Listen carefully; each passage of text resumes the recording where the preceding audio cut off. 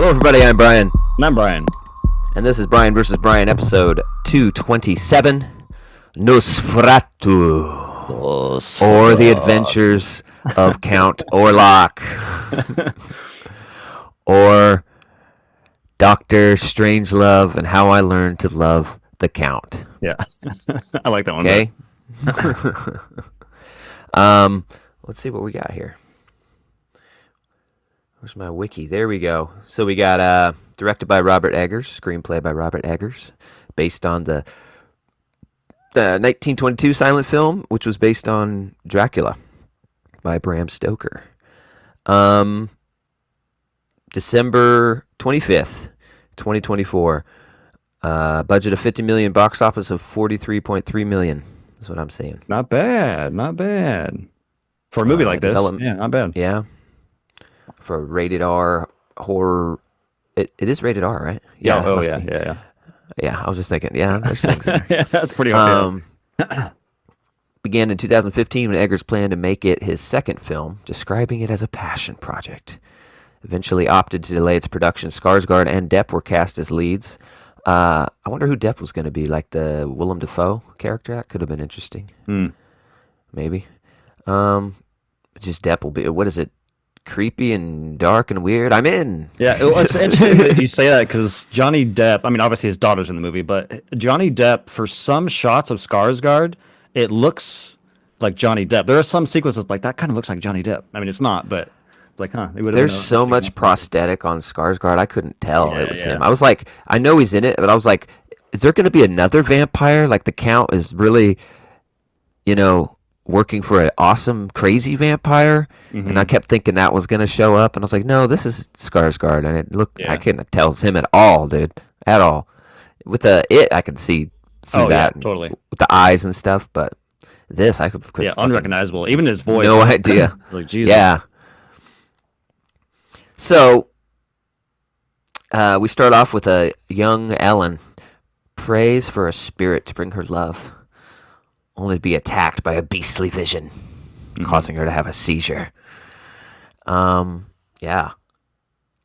And then we cut forward to when she's an adult. She's now with her husband Thomas, a real estate agent.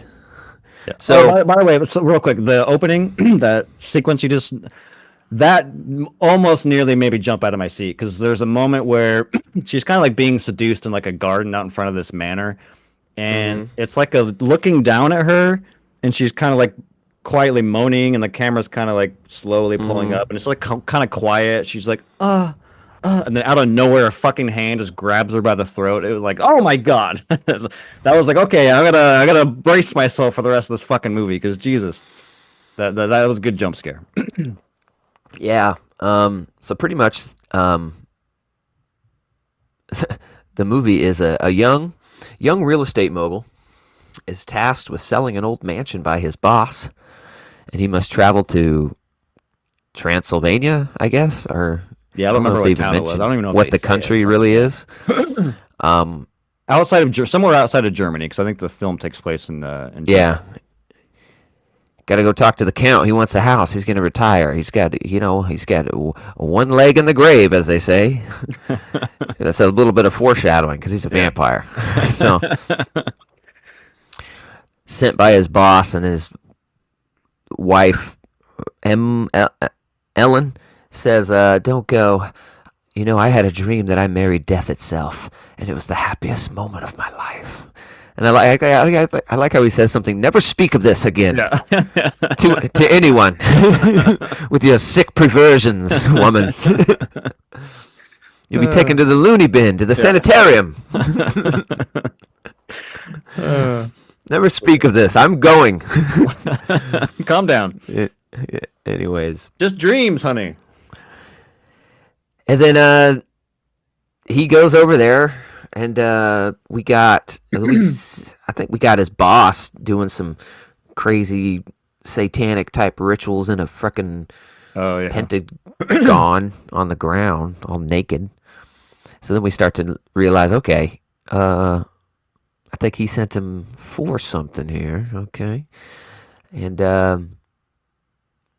I've never really seen any of these. I've never seen Bram Stoker's Dracula. I've never seen Nosferatu, so I don't know how related any of this stuff is. But It's well, I don't want to say my overall opinion about the movie yet, but it is structure story wise, structurally, it is very, very, very familiar. Like I told Sarah when the credits were rolling, we were sitting there, is that this kind of feels like watching a new Spider-Man origin story. And that like, okay, this is Peter Parker in high school. There's Mary Jane. Uncle Ben dies. Gets bit by a spider. Like there's certain story beats that we know and familiar with. We've seen over and yeah, over again. That's kind of what this felt like throughout the whole movie. I'm like, okay, this is where this is going to happen. This is what this character is going to do. This kind of felt that. And to me, it's kind of to the film's detriment, just because I know the story. I've seen the story so many times, but I haven't seen it filmed like this. Like the atmosphere of it, the lighting, the yeah, vibe of this movie, I've never quite seen. Robert Eggers, man, he makes some weird fucking dark shit, and I kind of love him yeah. for it. And then, but by dark we mean you can't see You can't see shit. shit. Everything's Uh, in shadow. Yeah. don't worry, you're not going to see the main character and how good these prosthetics Oh are. yeah, everything filmed at the castle with like the dining room and just lit by Oh yeah. fire. You couldn't see. Oh, I kind of loved it. It was kind of cool. Only thing you can see is his gnarled fingers, Yeah. long ass prosthetic fingers. Mhm. Um, yeah, I've heard it does this. This one has more of the like um, this connection to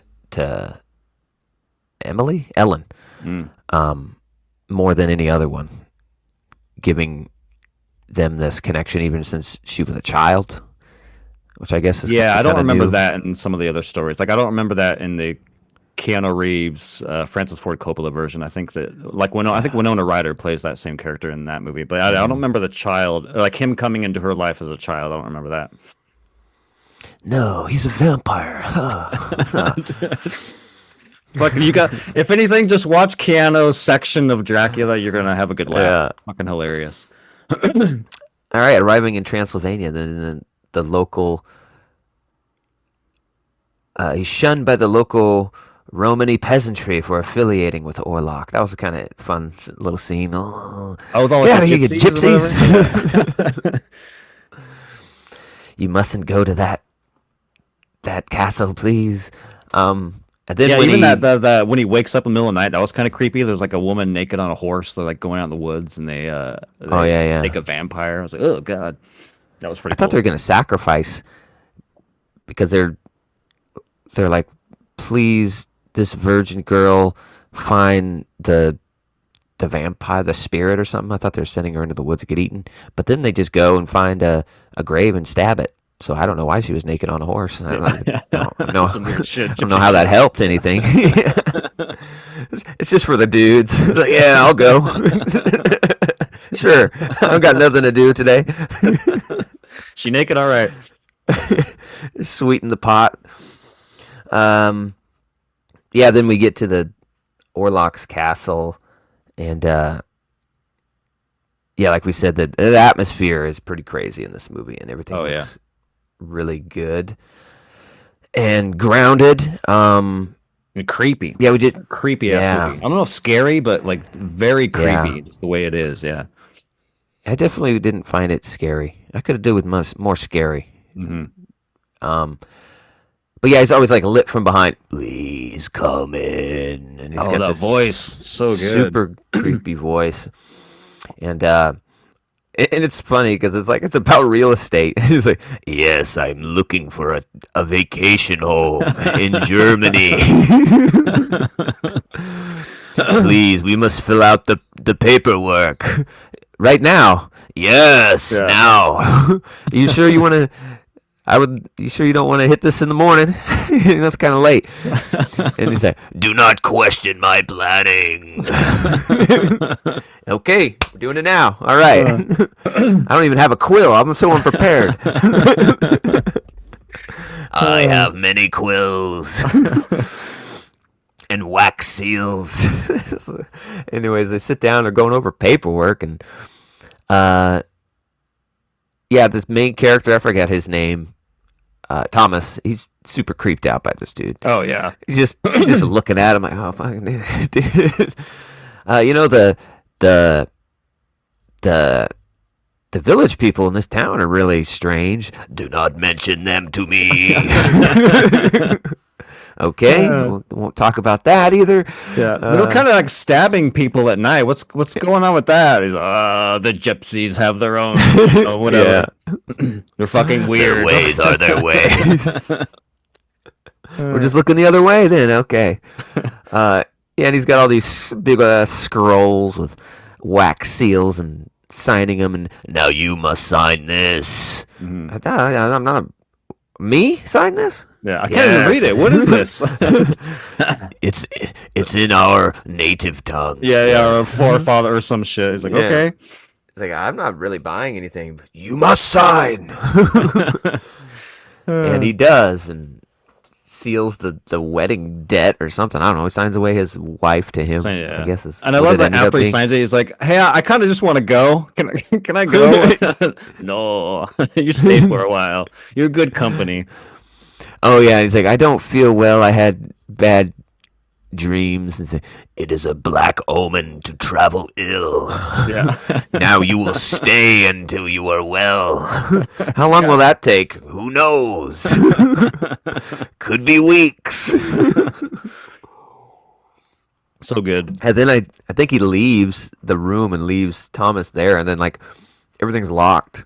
He's going around and checking all the doors and the windows, like, oh fuck, it's all locked. And when he tries to escape, right? I think does he actually? No, he tries to use the front door and he can't, and he sees the side door out in the courtyard, and he goes in, and this is where he finds his Nosferatu's coffin, and tries to stab him if I remember right, and then Nosferatu catches him, and then I think he wakes up in bed or something, and Nosferatu's there and starts sucking his blood. And there's like wolves, and they chase him out of a window, and he like falls down to a river, and that's kind of how he escapes. Yeah. What's with the little wolves?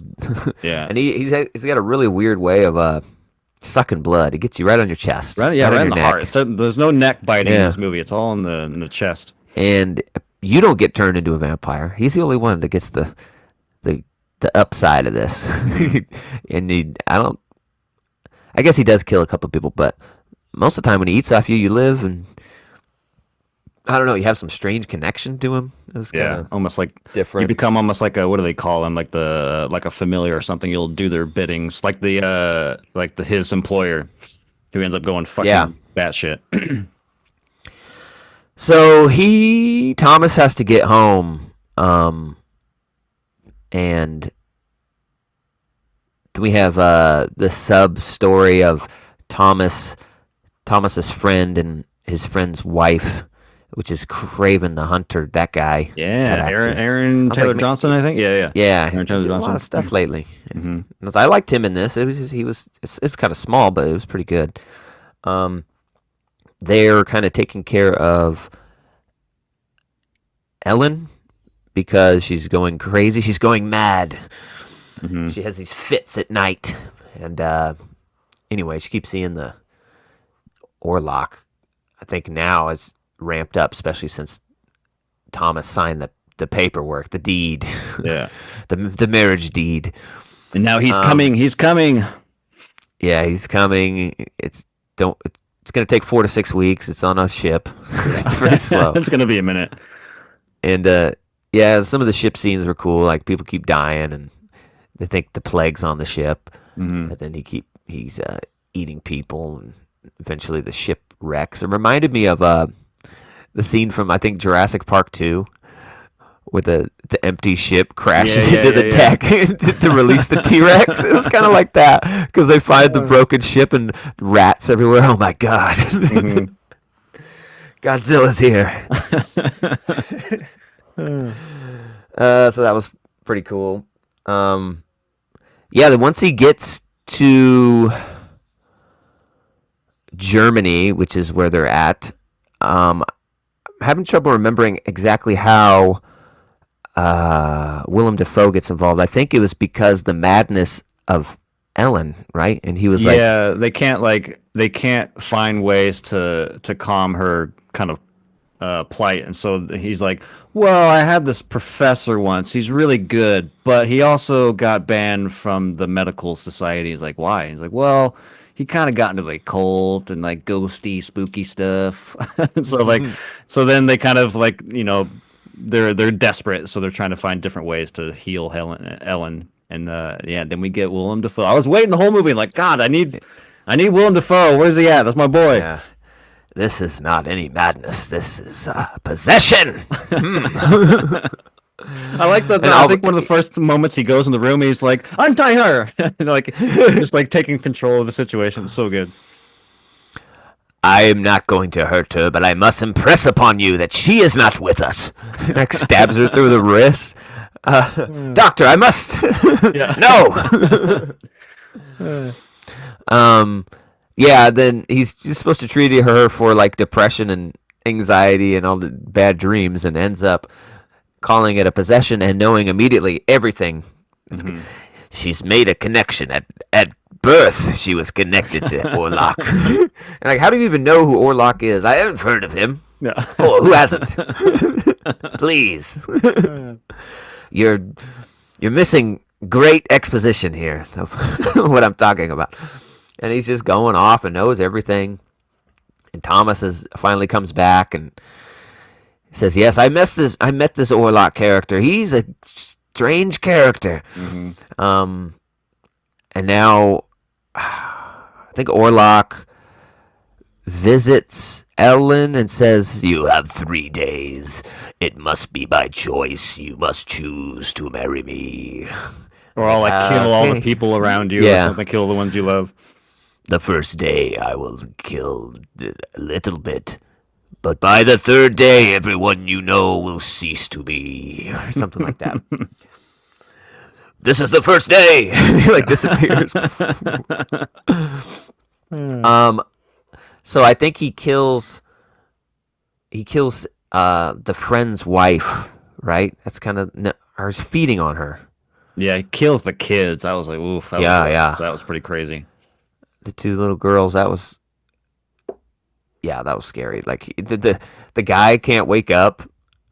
And then the wife wakes up and hears the noises and goes in there. No, and it just biting and throwing. Yeah. And like, oh god, dude. Which is a kind of a very disturbing payoff, because the setup for that is that throughout the movie, I don't know if you remember this, but throughout the movie, those kids in different scenes, even from the beginning of the movie, they keep going like, "Hey, it's time for bed. Like, we don't want to go to bed. There's a monster in there. We're scared." Like that happens multiple times throughout the movie until it all kind of culminates with them dying. Basically, I was like, ugh, it's fucked up. Yeah, and then everything you care about, and it's like, well, I mean, those aren't her kids. I wasn't like, she's very sad for her, and it sucks, but it seemed like a lateral move to kill these kids, try and hurt her. She's got other people in her life. Anyways, and then their dad is still alive, and then we get like a funeral scene, and I forget his name, but we got Defoe and Thomas and Ellen. I think we must speak to him, please. His grief, let him grieve. Mm-hmm. He's like, we just got to the funeral plot. Like, now I must speak to him. And he yells at him and he's pissed at him. Yeah, I was kind of confused with Craven. I forget his name. Craven. It's Craven. It's Craven. Were you confused? I was confused about Craven's death, because he breaks into, and he's grief stricken. He breaks into his wife's. I don't know what you call that. Like, he opens her up, and I guess I don't know what the fuck he's doing. Like, he definitely kisses her, and then the next time he's like laying on top of her. I'm like, I was kind of her legs spread out. I was like, was he doing what I'm thinking? But he was like passed out or dead or something. They're like, burn him. We gotta burn him. I was like, what happened? What the fuck? But I think they thought that the kids died of the plague and the mom because of the bites, and they thought rats and the plague that they think is coming through town. And they're like, oh my god, what I got from him is that he had sex with the corpse, So he has the plague. Burn them all. And I was like, what the fuck is Yeah. going on? Wild. There's other implied parts, like the first part where she's laying in the field and moaning. I didn't understand that. It's like, are they spiritually doing it, or what's going on Yeah. here? But yeah, that was strange to me too. I was like, this is unnecessary, but Yeah. let's go.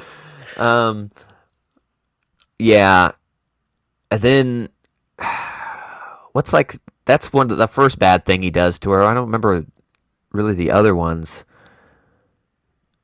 Yeah, I don't remember. That was kind of the biggest one. Well, I remember he says on day one, he lays out his plan or whatever. I'm going to hurt the ones, but I remember him saying something like, "I already did this." Like something had already happened on day one, but I don't remember what the fuck it was. But yeah, and then day three happens, and Willem Dafoe, Thomas, and who the fuck? I think the doctor was the third guy. They come up with a plan to go to because he moves in. Nosferatu moves into the estate he Mm-hmm. bought. And so they're like, okay, we're gonna go kill Nosferatu. Ellen, you stay here and fucking chill out. And then there's some twist of events that we do not see. Yeah, and Willem Dafoe automatically knows everything. Hmm. No, he must sleep in his own grave at night or during the day to repower himself. He will be Hmm. there, and then he goes with Thomas to the house to stab him in his sleep. Uh, and then it's like, how are we going to kill him? I will kill him with a metal stake, stainless steel stake or something. I was like, I thought it was wood, but okay. Let's stab him with the metal and see how that works. Um, I do and like then the I think, mallet. Usually it's like a steak, but they yeah, got a fucking mallet. I appreciated that. That was kind of nice. and I think Willem Dafoe even pipes up saying, "I'm not sure that will work, but hey, let's stab him." Yeah. Yeah. So, and then he talks to the wife and kind of lays in another plan that says, "No, it has to be you. He's addicted to you. He's attracted to you. And it'll only work with you." And so while they're at um, Nosferatu's new pad, they open up the tomb or whatever and stab, and it ends up being that boss who was kind Thomas's of boss. Yeah. helping Nosferatu. And he's like, "Oh no!" He just kind of starts talking, and then like Willem Dafoe runs up. "It's quiet, you!" Smacks the stake into his heart more. So You good. shut up in there. Yeah, well, he says something like, "Oh, I could have been the king of the rats," or some weird shit like that. Shut up! That's you. I couldn't stand that guy. God, he just kept talking. And then he's like, "What did you do? You knew he wasn't going to be here. I'm sorry. This was the only way, Thomas. She made the sacrifice." And he's racing his way across town, like sprinting down the streets. Like, and then we go back to their place, and she is in bed and kind of seducing Nosferatu. But I thought this was strange because there's like, it doesn't seem like there's a sexual relationship between them, even though he's like, "Yes, now that you choose, our flesh must become one." And I'm thinking, oh God, here we go. We're going to have a disgusting sex scene. Hmm. But not really. He just bites her and kind of sucks, but he's doing like a very sexual thrust when he's sucking, Yeah. like on top of her. I was like, but it doesn't seem like there's really a love mechanic, but he's just kind of drawn to her just to feed off her. I don't know. It's kind of strange. Um, and then what does she do? I think that was the plan. She just makes it last forever, right? Yeah. She's just like, "Oh yeah, keep sucking, yeah," and so and doesn't die from all the blood loss. So she's like, "Yeah, keep going, big boy, suck all the blood out until it's finally daybreak." And I think they mentioned he must be in his grave before the first cock crows. Yeah. And then finally she's like, "Yeah, did you like that?" He kind of looks up and like notices, "Oh shit, it's I gotta fucking go. the sun. The sun's coming up." And then a fucking a cock crows. And, "Oh no!" And he starts to look at her and kind of realize that she's done this on. "You did this on purpose, didn't you?" And I think she like Yeah, he did. puts her hand on the back, like, come back. Yeah. Yeah, yeah. Stay a little bit longer. Where are you going, buddy? Baby, it's cold outside. You don't want to go out there, baby. Come on. Ain't that delicious? I really must be on my way. Why don't you suck some more blood? Yeah, and he kind of withers away, and they kind of break into the room right there and see him kind of withering away, and she kind of gives them a smile, and I think she dies too. Is kind of Yeah. what I got from it, and that's the end. There you go. Uh, I don't know, man. I I was pretty disappointed. Like I was hyped on this from the trailers and never seeing like a Nosferatu. It's like, okay, now I'm gonna get into this, check it out. But I mean, the atmosphere and the cinematography was pretty awesome, pretty Yeah, amazing. yeah. But It I think carries the the film actual, for sure. yeah, the actual story and characters were kind of blah. I mean, you got this crazy giant vampire who really doesn't do much at all the whole movie, um, and just not very scary and not very menacing, really. Um, you got these other characters that don't do much, and it's very slow. I found it to be very slow. I had to stop myself from nodding off a couple times when we're just doing 15 minutes of, scenery stuff where it's like showing cobblestone and a rat running across, like 15-minute fucking Mm-hmm. segments and scenes with very little dialogue. So I thought it was a little boring. Okay, and I didn't think the payoff was kind of worth the. I don't know actually how long the runtime is. It felt long. Um, It's definitely over 2 hours. I think it's like 2 hours and 15, if I remember right. Looking at yeah, the times. it felt long. It was long because of the lack of vampireness. I'm like, dude, get this guy killing somebody. Give us some something here. Um, so yeah, I was a little disappointed. Uh, the real draw is just what's actually on the screen, not the the screenplay. I think it's just the visuals are really what make this good. I don't really foresee myself wanting to watch this again anytime soon. I'll have to get some time away from it and forget it to be like, okay, I'll maybe do it again. But it's just so long and drawn out. I didn't enjoy it that much. I think for me, it's probably like a 7-2. And I've heard a lot of people are really hyped on this, and people texted me after, oh, it was my favorite movie of the year. Did you like it? And I was like, I don't know. Not really. I mean, it's okay. It's a seven Yeah, two. 7-2. It's Yeah, it's a pretty good score. That good. was a good review. Yeah. It's pretty good, but I've heard a lot of nines and stuff coming from this, so that's kind of what I was expecting. But it's a very personal thing, movies, and I just didn't view it that way. Yeah. I mean, hey, it's all opinion based. I mean, movies. What are you gonna do? um, yeah, I'm higher than you. Not by too much, but yeah, it's interesting because you know, typically I'm like story first, story. Need to have a good story, good characters. Everything else is secondary. But for whatever reason, this movie was actually flip flopped, where it's like the story to me, like I said, I've seen this so many times. The story didn't really captivate me because I'm just like, I know where this is going. I know who these characters are. I know, like the moment there's a really cool, like again, the visuals of it. Thomas is walking down a road in the forest, and then he hears like galloping, like, okay, this is where the chariot comes, takes him to the castle. Like that happens in every like, so I know where things are going, but just from a visual standpoint, I'm like, that was fucking dope. Like he's in silhouette. You see this fucking carriage come from the distance. Um, so for me, the movie is carried by the fact that this movie is it does a good job of like transporting you into this time, all the sets, all the Yeah. lighting and everything, all the interiors, exteriors. I think it's worth seeing on the big screen alone for that, just seeing the kind of artistry on screen that we don't typically see. I think if this was filmed by a different director, I think it would have been a little more glossy or a little more color. And I like the fact that this is toned down and dark and very gothic because it does harken back to Nosferatu. I've only seen Nosferatu once when I was in school, and that movie is very gothic and And I think it harkens back to that. I am bummed out they didn't do the famous Nosferatu shot, which in the original everyone knows this, but and there's a scene in the bottom of the ship when he's on his way to Germany. I don't know if it was Germany in the original, but he rises out of the coffin and he has his hands on his thing and he like goes up and his pointy ears. I was kind of hoping we'd get a recreation of that in Robert Eggers' weird twisted way, but we never do.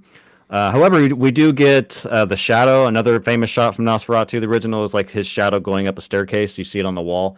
He does kind of play with that in this movie, which I appreciate. But man, I wanted that fucking rise. I don't know how I feel about the stash. He looked like Dr. Robotnik. I cannot help but think he looks like fucking Dr. Robotnik.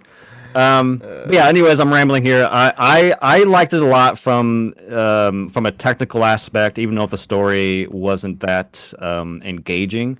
So yeah, to me, this is not a 9, but if the story was a little more interesting, I probably would have rated it that way. But to me, it's 8.7. I think it's visually one of the best films I've seen all year. And yeah, I was wrapped up in the whole world, even if the story wasn't that captivating. But yeah, 8.7. 8.7, 7.2. Yeah, we were watching it and, kind of stopping each other from nodding off in the theater. And we know how artsy you are with your films. Jesse turns to me, and we're both kind of agreeing that, yeah, we're not really that into this. It's a little boring. And she's like, Brian's going to love this. I was like, oh, I know. I'm guessing a 9. This is right up this is the artsy alley. It's like just the way it's looks. I think he's going to really like it. Yeah, I'm unabashedly a huge fan of Robert Eggers. He's one of my favorite directors. I mean, I love The Lighthouse. I love The Witch. I think you and I both really like The Northman. I don't know if you like Northman more than this, but I like The Northman a lot. I just like his style. He makes movies unlike anything we've kind of seen in terms of like the visuals and the costumes. And he does a really good job at transporting you into a world. And yeah, I think he nailed it with Nosferatu. Yeah, I've never seen The Lighthouse. I definitely want to see that. I think I've seen The Witch, but I don't remember it. I'd have to start watching it to see if I've actually seen it. But yeah, 7.2. Would you say 8.7? Yeah, 8.7. 8.7. Okay. Yeah, go check it out in theaters now. Remake of Nosferatu. Pretty good. One of us enjoyed it more than the other, but pretty good. That's what I got to say. Looks amazing. So go see it on the big screen while you still can, or IMAX or something. If you could do one of those, that'd be pretty epic. Go see it in 4D where they got fog everywhere in the theater. It's just fog. Jesus fucking Christ! Can't even breathe. There's so much fog. Oh, like a nebulizer in here. 7.2, 8.7. Go check it out now. As always, thanks for coming by and hanging out with us. Please like and subscribe here on YouTube. We're also on Apple Music and Spotify, if that's the way you do your podcasts. We don't judge. We just want you to listen. However you may, okay? And thanks for coming by. We appreciate you. Couldn't do without you. And as always, till the next V's. Peace. Peace.